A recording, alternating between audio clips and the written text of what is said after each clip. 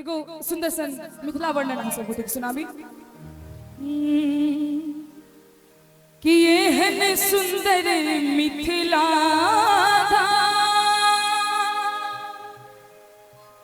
दोसर पायब कोनी ठाम।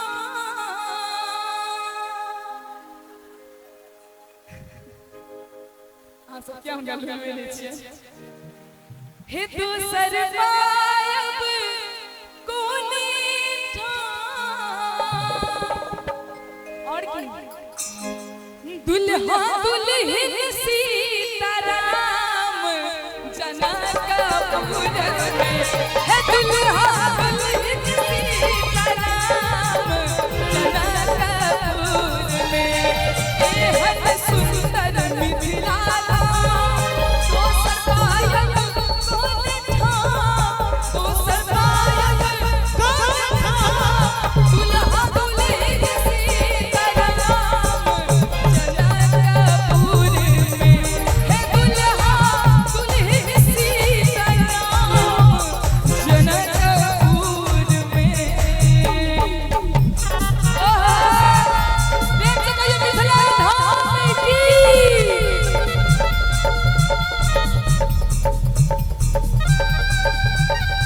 क्या बात है सिकंदर भैया।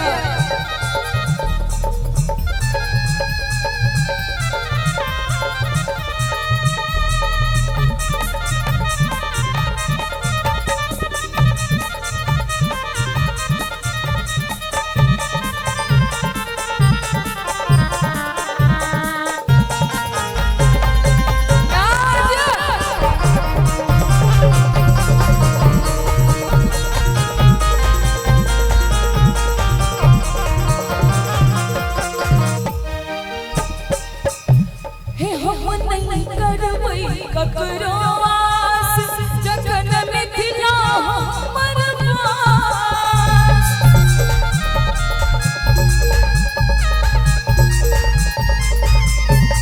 हम नहीं करबै ककरो आस जखन मिथिला हमर पास।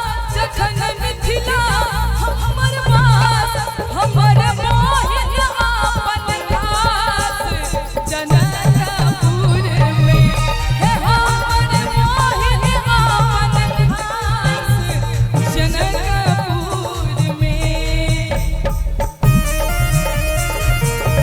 ओहो क्या बात है।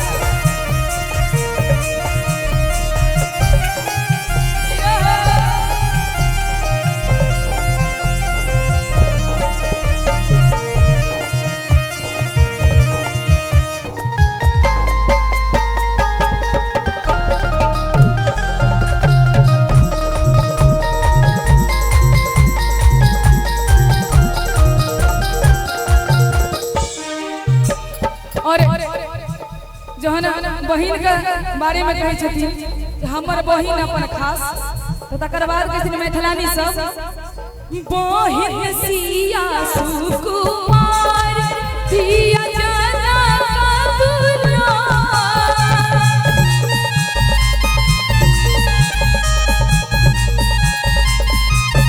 हे बहिन सिया सुकुमार दिया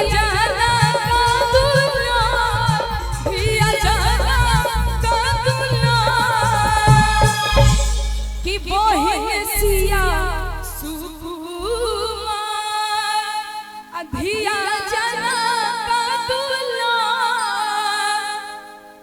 सब हक धिया जनकपुर। और की राम जी ससुराल जनकपुर हे राम जी ससुराल जनकपुर में एहन सुंदर मिथिला दोसर पायब कोनी ठाम। दोसर पायब कोनी ठाम। दुल्हा दुल्हन सीताराम जनकपुर में हे दुल्हा दुल्हन सीताराम जनकपुर